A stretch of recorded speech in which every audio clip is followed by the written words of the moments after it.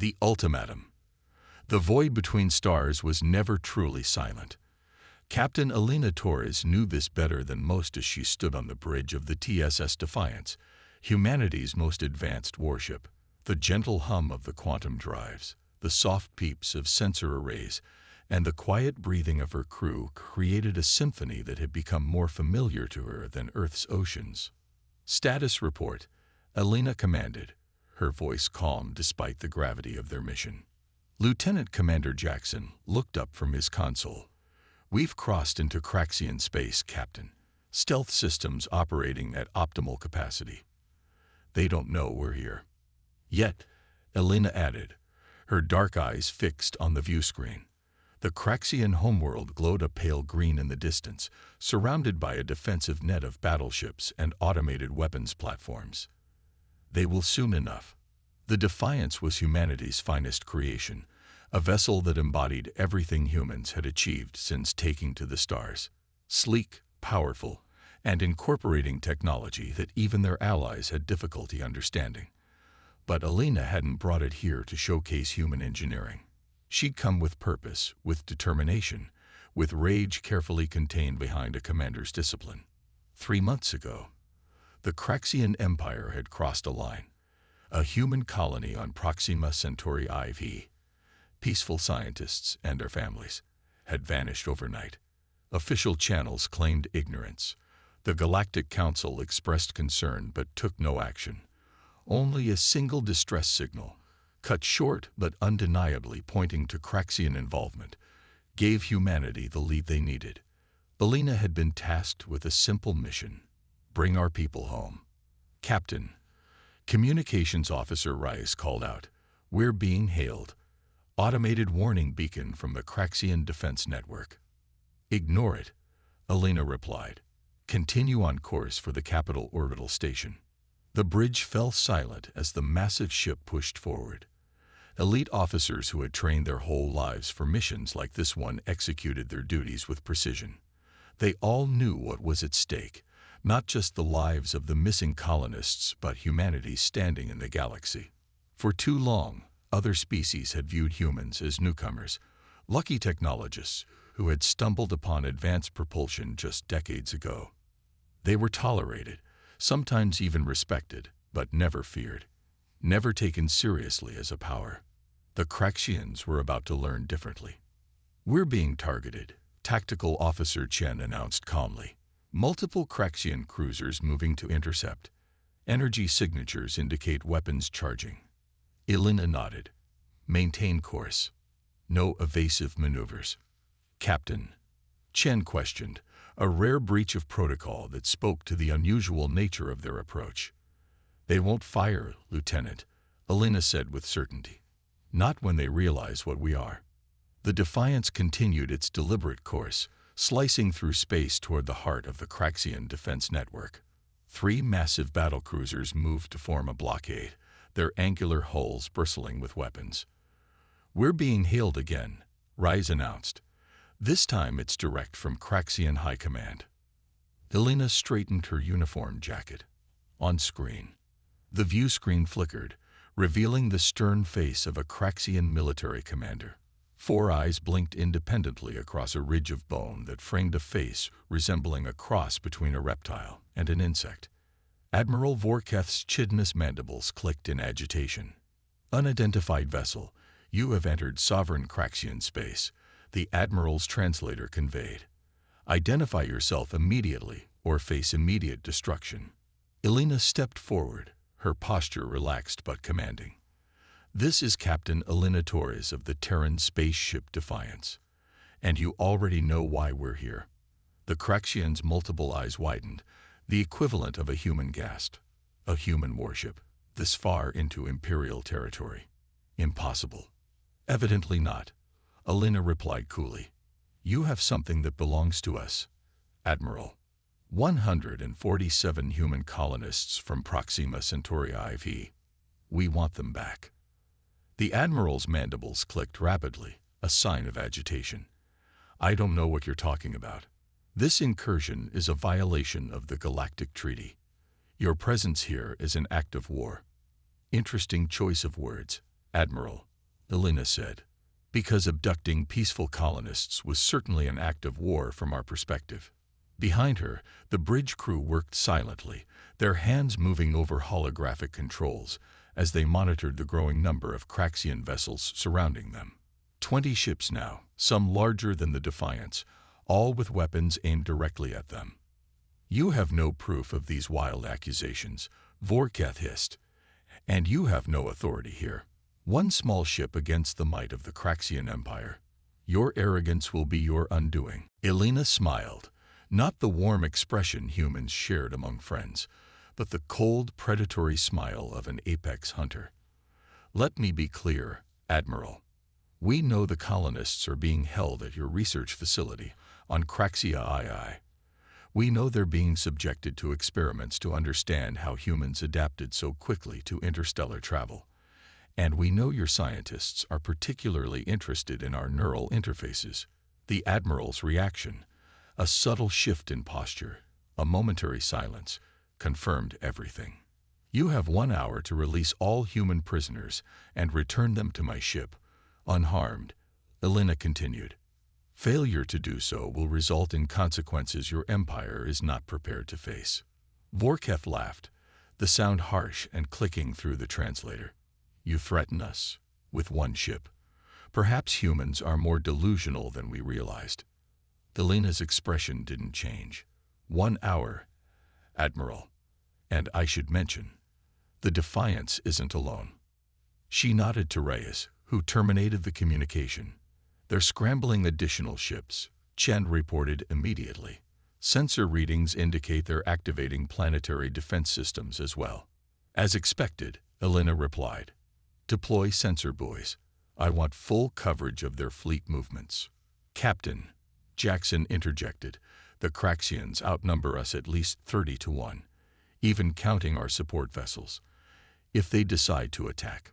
They won't, Elena interrupted. Not after we show them what we're capable of.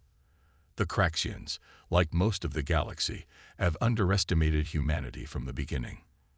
They see our diplomatic overtures as weakness, our technological advancements as luck.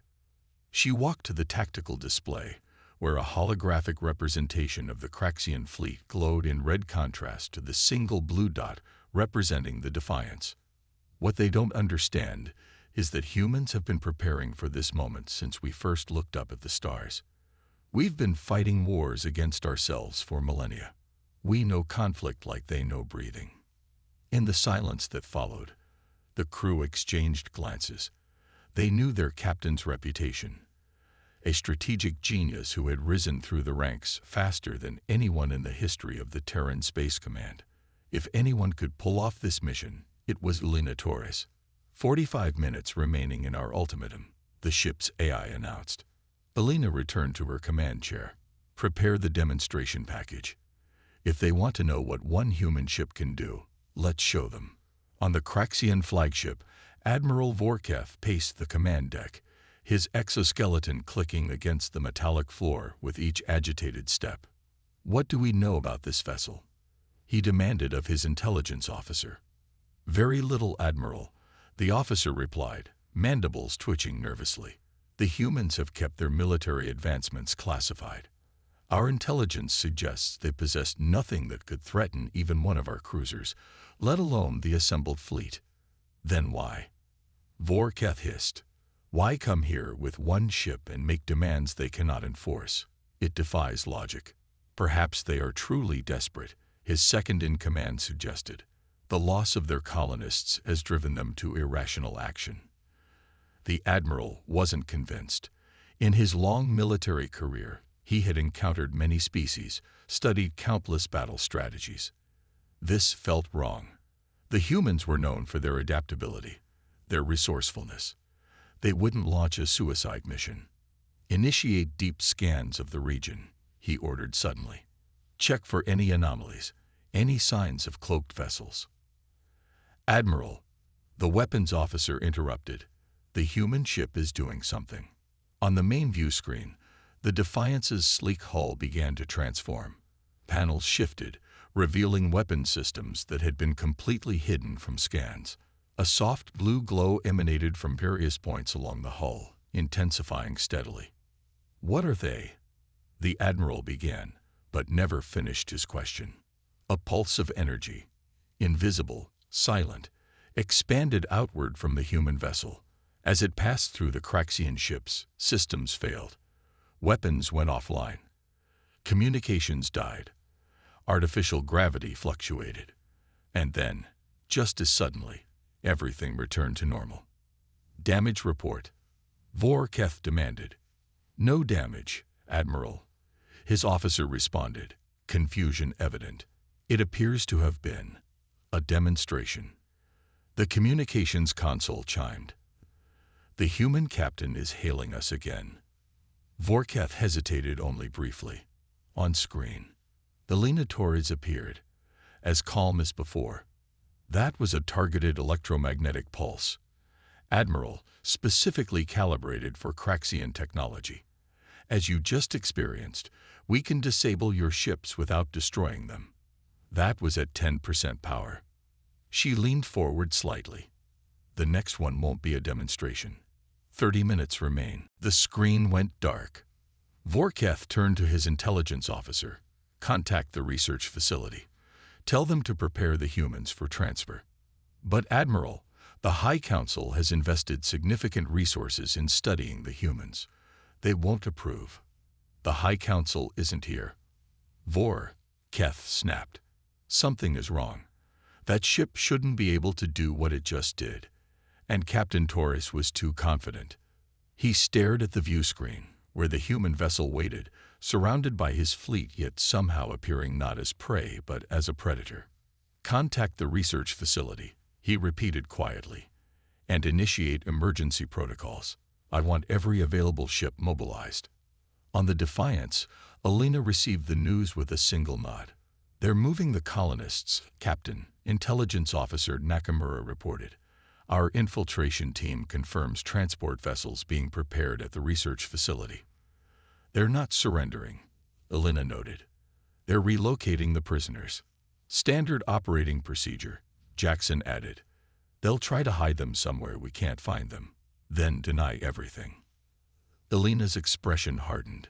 "Deploy the stealth drones. I want eyes on every transport vessel that leaves that facility." "Yes, Captain," Chen acknowledged, sending the command. Alina stood up, facing her crew. "We knew this would be their response. Now we move to Phase 2. She tapped her neural interface, connecting directly to the ship's tactical systems. "The Craxians believe they understand human capability. They're about to learn how wrong they are." As the Defiance held position, surrounded by the might of the Craxian fleet, invisible drones scattered across the system, tracking, monitoring, preparing. The true nature of humanity's response was about to be revealed, and the galaxy would never view them the same way again. Defiance and resolution. The 20-minute mark of Elena's ultimatum passed in tense silence. On the Defiance's bridge, tactical displays showed Craxian transport vessels departing the research facility on Craxia II, moving in different directions like seeds scattered by wind. "They're splitting up the colonists," Lieutenant Commander Jackson observed. 6 separate transports, each with a military escort. Elena nodded, unsurprised. "Classic shell game. They think if they can disperse the prisoners, we'll be forced to choose which ones to pursue." "Captain," Communications Officer Rise interjected, "Admiral Vorketh is hailing us again." On screen, Elena responded, straightening her posture. The Craxian Admiral appeared, his composure noticeably more rigid than before. The subtle twitching of his mandibles betrayed his agitation. "Captain Torres," he began, "I have consulted with the High Council. There appears to have been a misunderstanding. We did temporarily detain some humans who violated our territory, but this was merely a standard security procedure." Elena's expression remained neutral. "And these detained humans, they are being released now?"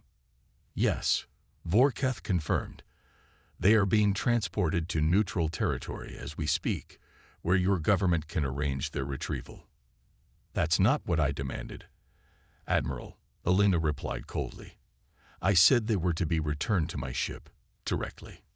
Vorketh's four eyes blinked in sequence, a sign of frustration. That is impossible given the current circumstances. The prisoners, the detainees, are already en route to the designated locations. Elena glanced at her tactical officer, who gave a subtle nod. All transport vessels were being tracked by their stealth drones.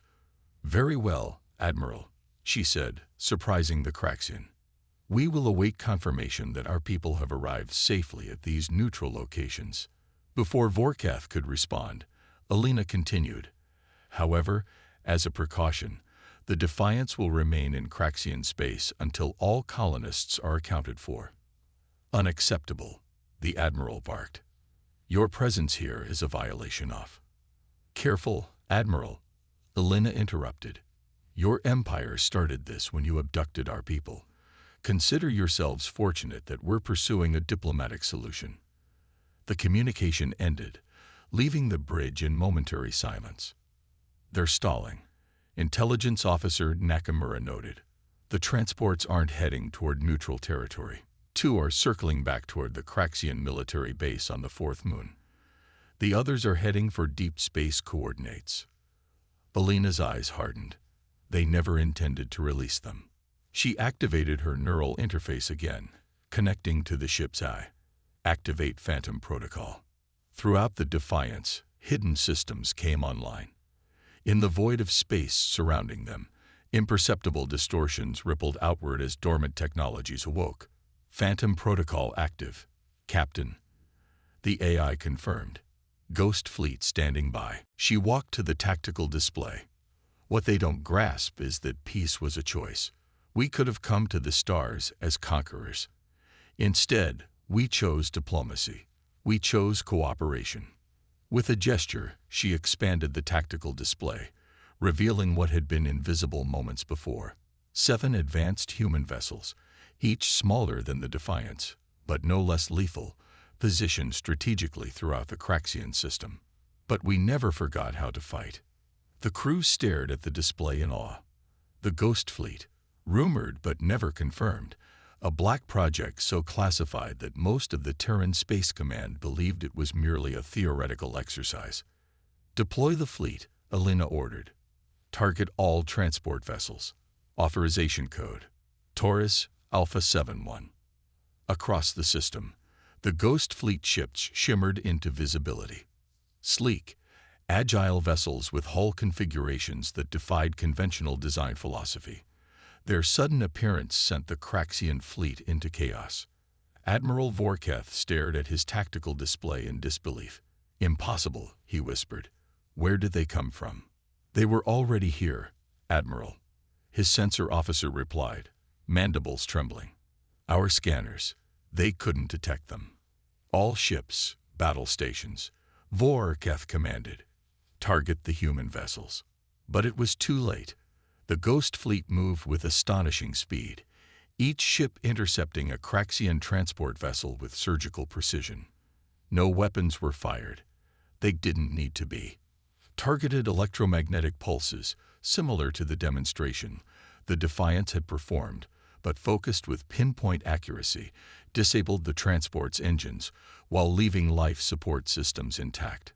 Within minutes, all 6 transport vessels hung motionless in space, their military escorts equally paralyzed. On the Defiance's bridge, Elena received confirmation from her fleet captains. "All transports disabled, Captain," Chen reported. "Boarding teams are away. Minimal resistance expected given the EMP effects." Elena nodded. Time to end this charade. She opened a channel to the Craxian flagship. Admiral Vorketh's image appeared, his exoskeleton now visibly trembling with rage or fear, perhaps both. "Your deception ends now, Admiral," Elena stated flatly. "Our boarding teams are retrieving our people. Any attempt to interfere will be met with the full measure of our capabilities." "This is an act of war," Vorketh sputtered. "No, Admiral," Elena corrected him. "This is a rescue operation. War would look very different." To emphasize her point, she nodded to Tactical Officer Chen, who activated a secondary system. Throughout the Craxian system, hundreds of small objects, previously dormant and undetectable, activated simultaneously. Quantum resonance mines, positioned weeks ago by automated stealth drones, now revealed themselves on Craxian scanners. Vorketh's expression shifted from anger to horror.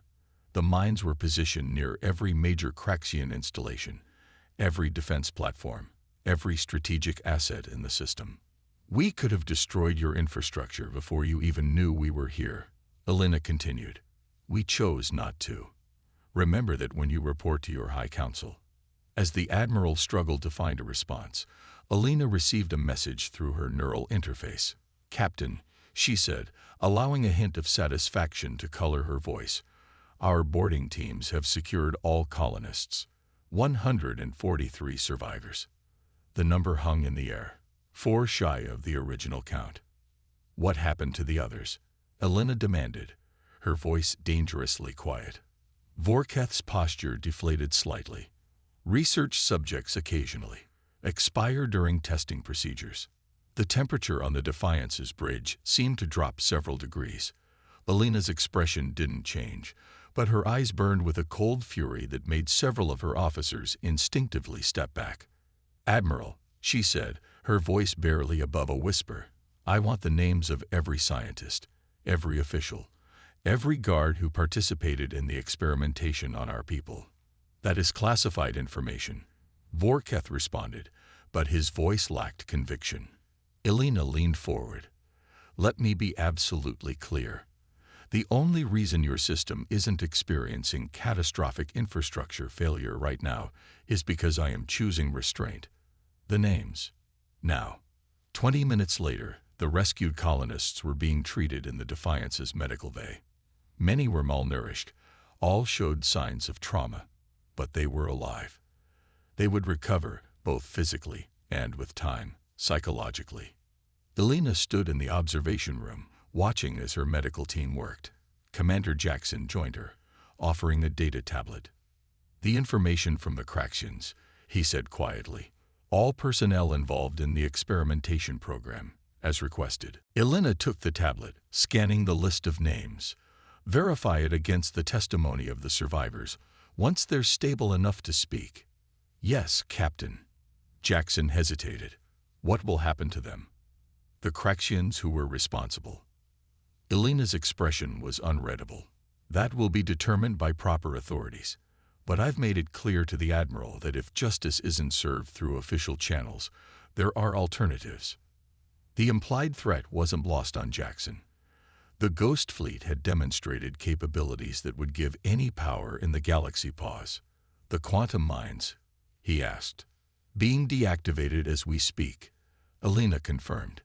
"We've made our point." She turned away from the medical bay, her mission complete but her thoughts troubled. "The galaxy is changing, Commander.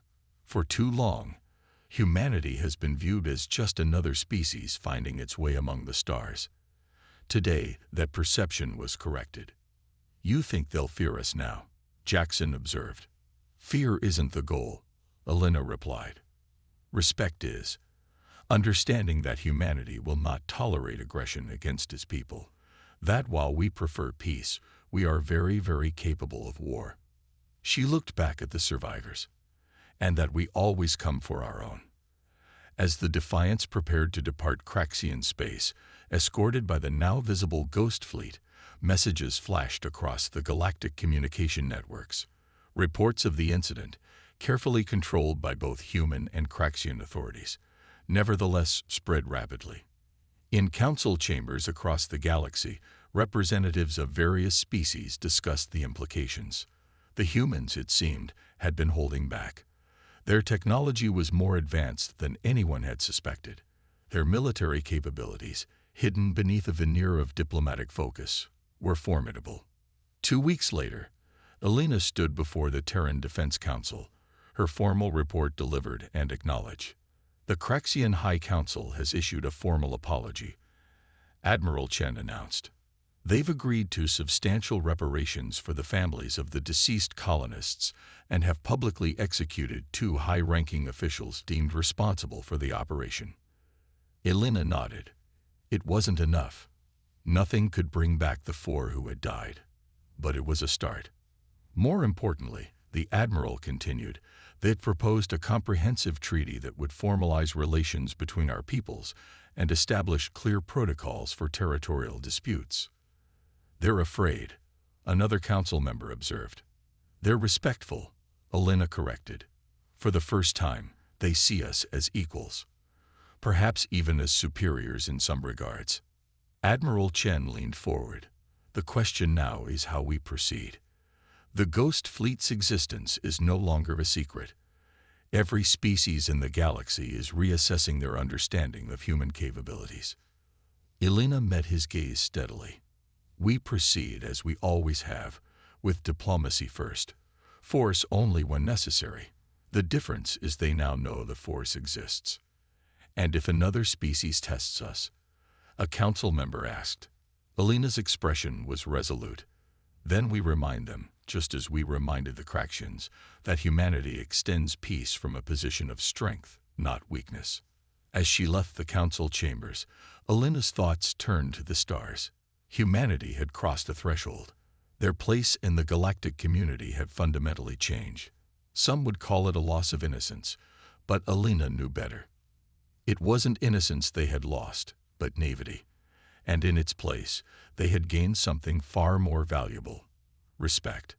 Across the vastness of space, in the heart of the Craxian Empire, Admiral Vorketh stood before his own council, his career in tatters but his mind clear. We made a grave error, he told them. Not in capturing the humans, though that was foolish, but in our fundamental understanding of their species. He activated a holographic display, showing the Defiance and its Ghost Fleet. We saw their diplomatic nature as weakness, their collaborative approach as lack of strength. We were wrong. The humans have been watching, learning, preparing. They've been at war with themselves for millennia, perfecting the art of conflict while we grew complacent.